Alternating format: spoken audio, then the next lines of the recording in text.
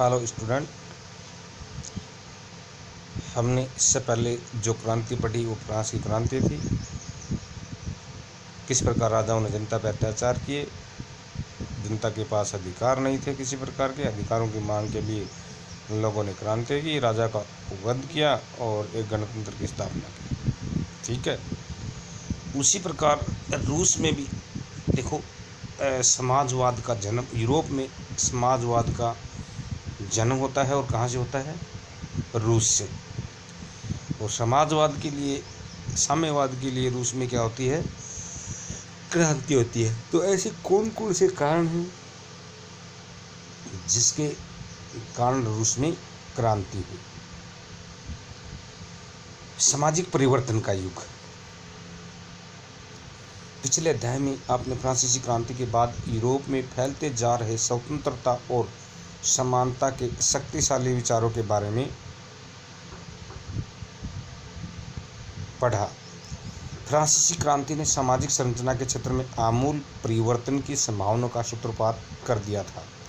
यानी फ्रांसीसी क्रांति से ही प्रेरित हुई कौन सी क्रांति? रूसी क्रांति। जैसा कि हम पढ़ चुके हैं कि जैसे 18वीं शताब्दी फ्रांस में जो समाज था कितने भागों में बटा हुआ था? 3 भागों में, 3 एस्टेट थे। तो 18वीं सदी में पहले फ्रांस का समाज मोटे तौर पर एस्टेट और श्रेणियों में बटा हुआ था। समाज की आर्थिक और सामाजिक सत्ता पर कुलीन वर्ग और चर्च का नियंत्रण था। तो कहने का मतलब है, समाज की जो आर्थिक और सामाजिक सत्ता थी, यानी अर्थव्यवस्था और सत्ता पर कब्जा किसका था? कुलीन और पादरियों का था। चर्च यानी पादरी। लेकिन क्रांति के बाद इस संरचना को बदलना संभव दिखाई देने लगा। यूरोप और एशिया सहित दुनिया के बहुत सारे हिस्सों में व्यक्तिगत अधिकारों के स्वरूप और सामाजिक सत्ता पर किसका नियंत्रण हो, इस पर चर्चा छिड़ गई। भारत में भी राजा राम मोहन राय और डेरेजियो ने फ्रांसीसी क्रांति के महत्व का उल्लेख किया। और भी बहुत सारे लोग, क्योंकि हमने इन दोनों का नाम पहले फ्रांसीसी क्रांति खत्म हुई तब भी आया था। ये 2 व्यक्ति फ्रांसीसी क्रांति से प्रभावित हुए थे। ठीक है, ये तो अपना देश का था, राजा मोहन राय और एक ही डेरोजियो।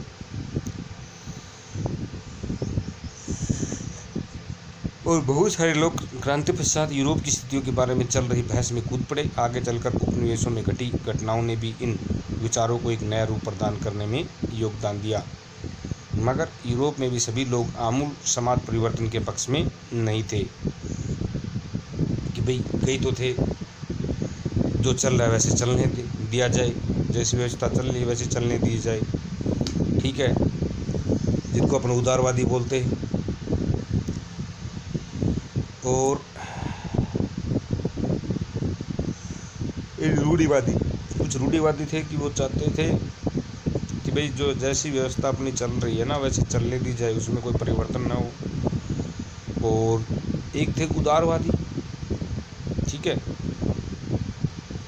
तो उदारवादी क्या चाहते थे कि परिवर्तन होना चाहिए, यानी समय परिवर्तन क्या करता, मांग करता है। तो समय के अनुसार क्या होना चाहिए? परिवर्तन होना चाहिए। उनको रेडिकल भी बोलते थे।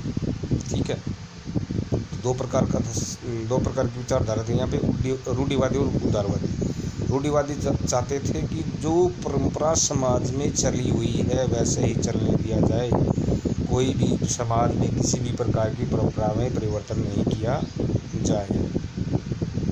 दूसरा था रेडिकल, वो चाहते थे कि भाई परिवर्तन होना चाहिए, समय के अनुसार परिवर्तन होना चाहिए। देखो देर का इसमें, मगर यूरोप में भी सभी लोग आमूल समाज परिवर्तन के पक्ष में नहीं थे। यानी जड़ से परिवर्तन समाज में नहीं होना चाहिए। आमूल का मतलब पूरा सिस्टम बदल देना। इस सवाल पर सबकी अलग अलग राय थी। बहुत सारे लोग बदलाव के लिए तो तैयार थे, लेकिन वह चाहते थे कि यह बदलाव धीरे धीरे हो। बात भी सही है। कुछ लोग चाहते थे बदलाव तो होना चाहिए, भाई बदलाव समय की मांग है।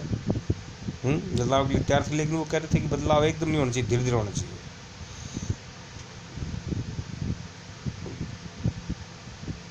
एक खेमा मानता था कि समाज का आमूल पुनर्गठन जरूरी है।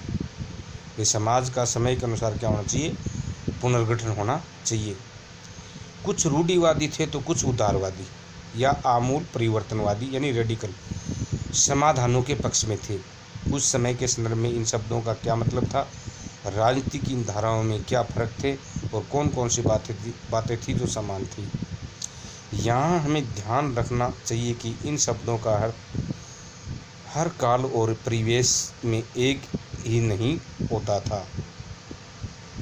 इस अध्याय में हम 19वीं शताब्दी की कुछ महत्वपूर्ण राजनीतिक परंपराओं का अध्ययन करेंगे कि भाई कौन कौन सी राजनीतिक परंपराएं उस समय चल रही थी, और देखेंगे कि उन्होंने परिवर्तन के संदर्भ में क्या असर डाला। इसके बाद हम एक ऐसी ऐतिहासिक घटना पर अपना ध्यान केंद्रित करेंगे जिससे समाज के रेडिकल पुनर्गठन का एक गंभीर प्रयास किया गया। रूस में हुई क्रांति के फलस्वरूप समाजवाद 20वीं सदी का स्वरूप तय करने वाले सबसे महत्वपूर्ण और शक्तिशाली विचारों की श्रृंखला का हिस्सा बन गया। और उदारवादी, रेडिकल और रूढ़िवादी। समाज परिवर्तन के समर्थकों में एक समूह उदारवादियों का था। ठीक है, उदारवादी ऐसा राष्ट्र चाहते थे जिसमें सभी धर्मों को बराबर का सम्मान और जगह मिले। ठीक है भी, ऐसे राष्ट्र का निर्माण किया जाए जिसमें सभी धर्मों को समान माना जाए, सभी धर्मों को समान जगह मिले। शायद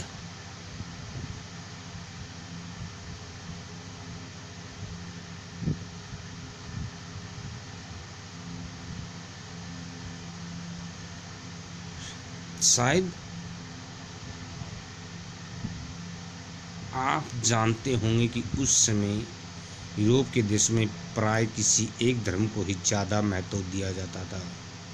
जैसे ब्रिटेन के अंदर कौन सा धर्म था, ईसाई धर्म। ठीक है ना। तो जैसे अपना देश है, पहले हिंदू धर्म को ही ज़्यादा महत्व देता था, है ना।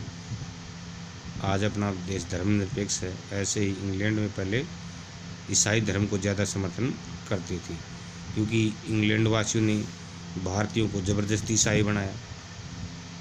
ठीक है, तो आप जानते होंगे कि उस समय यूरोप के देश में प्राय किसी एक धर्म को ज़्यादा महत्व दिया जाता था।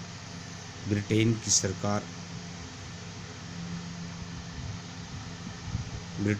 सरकार चर्च ऑफ इंग्लैंड का समर्थन करती थी।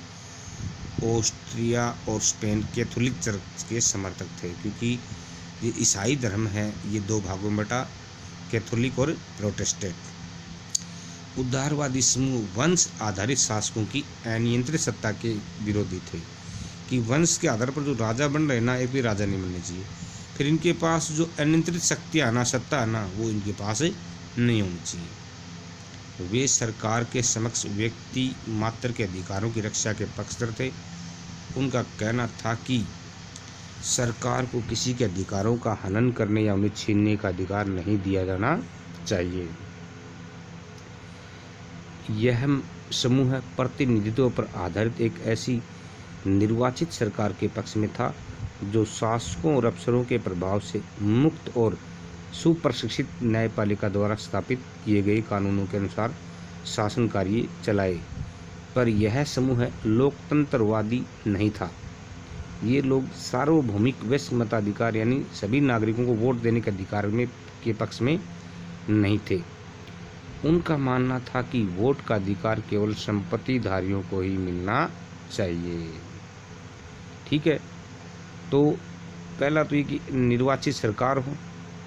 ठीक है, उदारवादी चाह रहे कि निर्वाचित सरकार हो, शासकों का अफसरों का प्रभाव बिल्कुल भी नहीं हो, एक सुप्रसिद्ध न्यायपालिका हो जो क्या करे, कानूनों की रक्षा करे और शासन के कार्य चलाए कानून के अनुसार।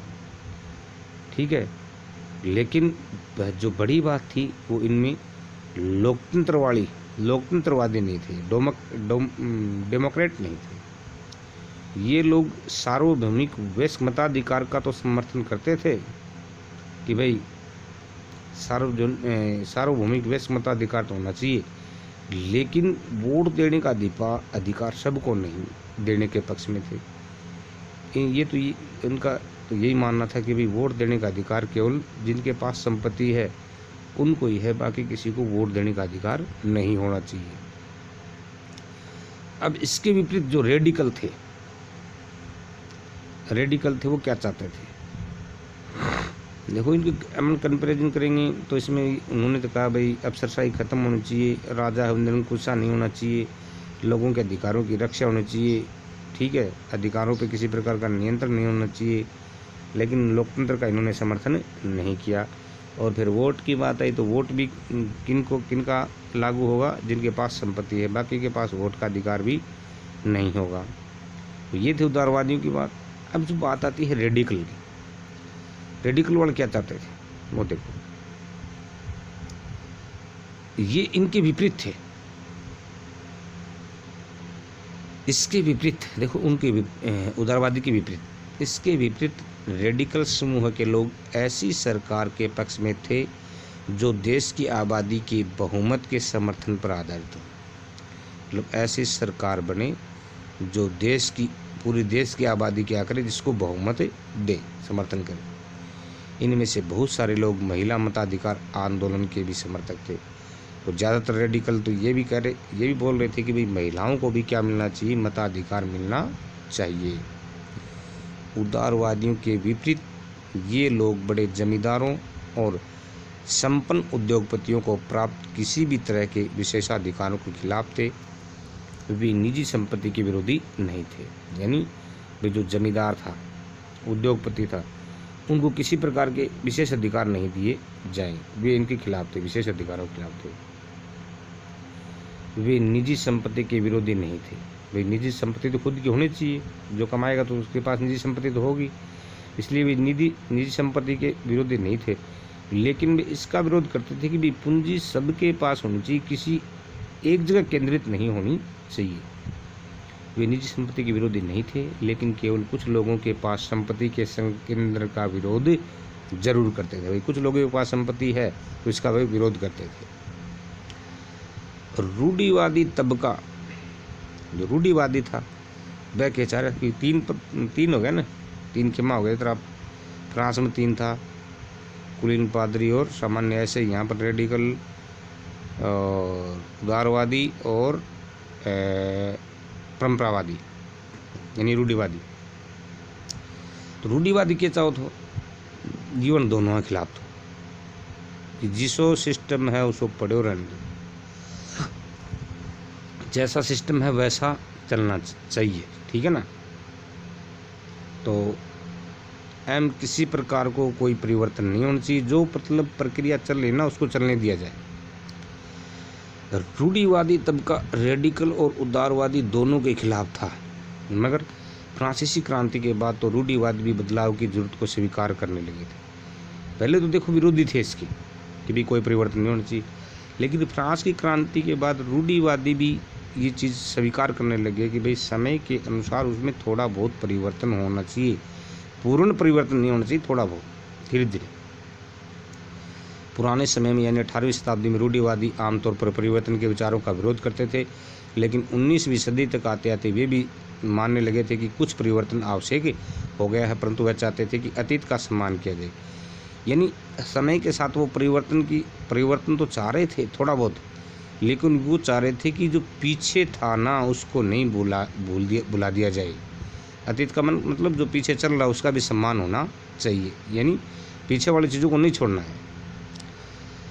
अर्थात अतीत को पूरी तरह ठुकराया न जाए और बदलाव की प्रक्रिया धीमी हो।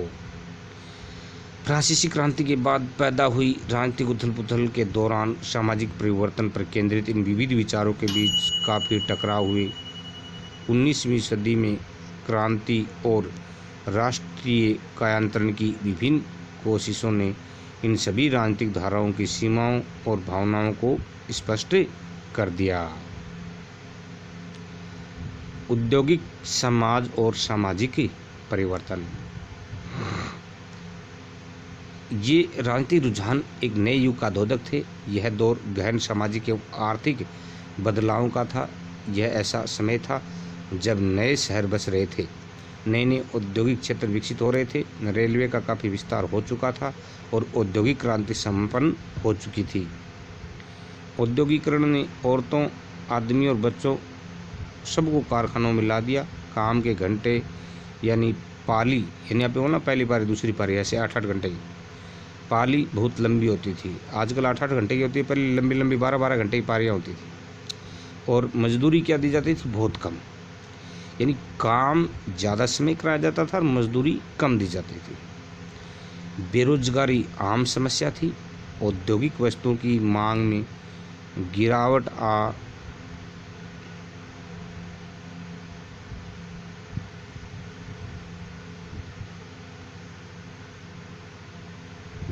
आ जाने पर तो बेरोजगारी और बढ़ जाती थी। शहर तेज़ी से बसते और फैलते जा रहे थे, इसलिए आवास और साफ सफाई का काम भी मुश्किल होता जा रहा था। उदारवादी और रेडिकल दोनों ही इन समस्याओं का हल खोजने की कोशिश कर रहे थे। लगभग सभी उद्योग व्यक्तिगत समावितों में थे। बहुत सारे, यानी जितना भी उद्योग था ना वो निजी था, खुद के थे, स्वयं के, गवर्नमेंट के नहीं थे। बहुत सारे रेडिकल और उदारवादियों के पास भी काफ़ी संपत्ति थी और उनके यहाँ बहुत सारे लोग नौकरी करते थे। उन्होंने व्यापार या औद्योगिक व्यवसायों के जरिए धन दौलत इकट्ठा की थी, इसलिए वे चाहते थे कि इस तरह के प्रयासों को ज़्यादा से ज़्यादा बढ़ावा दिया जाए। उन्हें लगता था कि अगर मजदूर स्वस्थ हों और नागरिक पढ़े लिखे हों तो इस व्यवस्था का भरपूर लाभ लिया जा सकता है। ये लोग जन्मजात मिलने वाले विशेष अधिकारों के विरुद्ध थे। व्यक्तिगत प्रयास, श्रम और उद्यमशीलता में उनका गहरा विश्वास था। उनकी मान्यता थी कि यदि हरेक को व्यक्तिगत स्वतंत्रता दी जाए, गरीबों को रोजगार मिले और जिनके पास पूंजी उन्हें बिना रोक काम करने का मौका दिया जाए तो समाज तरक्की कर सकता है। इसी कारण 19वीं सदी के शुरुआती दशकों में समाज परिवर्तन के इच्छुक बहुत सारे कामकाजी स्त्री पुरुष उदारवादी और रेडिकल समूह व पार्टियों के इर्द गिर्द गोलबंद हो गए। यूरोप में 1815 में जिस तरह की सरकारें बनी, उससे छुटकारा पाने के लिए कुछ राष्ट्रवादी, उदारवादी और रेडिकल आंदोलनकारी क्रांति के पक्ष में थे। फ्रांस, इटली, जर्मनी और रूस में ऐसे लोग क्रांतिकारी हो गए और राजाओं के तख्तापलट का प्रयास करने लगे। राष्ट्रवादी कार्यकर्ता क्रांति के जरिए ऐसे राष्ट्रों की स्थापना करना चाहते थे जिनमें सभी नागरिकों को क्या मिले? समान अधिकार मिले। 1815 के बाद इटली के राष्ट्रवादी गिसेप्पे मेजिनी ने यह लक्ष्य प्राप्त करने के लिए अपने समर्थकों के साथ मिलकर राजा के खिलाफ साजिश रची थी। भारत सहित दुनिया भर के राष्ट्रवादी उसकी रचनाओं को क्या करते थे? पढ़ते थे। किसकी रचनाओं को? मेजिनी की रचनाओं को। ऊपर एक शब्द आया है, क्या शब्द आया था? ये जो लोग हैं 19वीं शताब्दी के मध्य लंदन के गरीबों की दशा उसी समय के एक व्यक्ति की दृष्टि से।